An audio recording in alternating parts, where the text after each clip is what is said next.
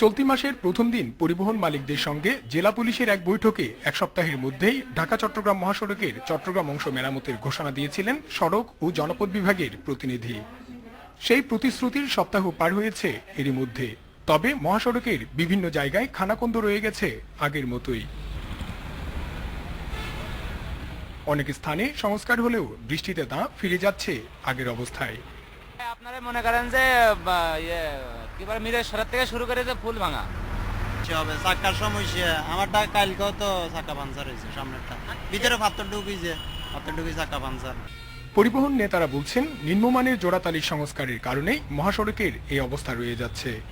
যখন এই রোডসের কাজ হয় বা কাজগুলো নিম্নমানের হয়, কাজগুলো যেন সঠিকভাবে হয় সেটা তদারক করলে আমার মনে হয় এই বৃষ্টিতেও এই রোড এইভাবে হওয়ার কথা না। দু একদিনের মধ্যেই মহাসড়কের মেরামত কাজ পুরোপুরি শেষ হবে জানিয়ে প্রকল্প সংশ্লিষ্টরা বলছেন বৃষ্টির ক্ষতি মাথায় রেখে মহাসড়কের মেরামত করা হচ্ছে। বৃষ্টির সময় দিয়ে ব্রিক্স দিয়ে রিপেয়ার করতে হয়, ঠিক আছে। এরপরে আবার অনেক চাপাচাপিতে ব্রিক্সগুলো বিটুমিন দিয়ে ঢেকে দেওয়া হয়। পরবর্তী যখন রাস্তা তৈরি করা হয় ওই ব্রিক্সগুলো দেখতে পাওয়া যায় না, যেগুলো দেখা দেয় ভিজিবল থাকে এগুলো আমরা উঠে সেখানে আমরা বিটুমিনাস রিপেয়ার করি, কিন্তু যেগুলো বিটুমিনের নিচে চলে যায় সেগুলো দেখা যায় না, সেগুলো রিপেয়ার করা সম্ভব নয়।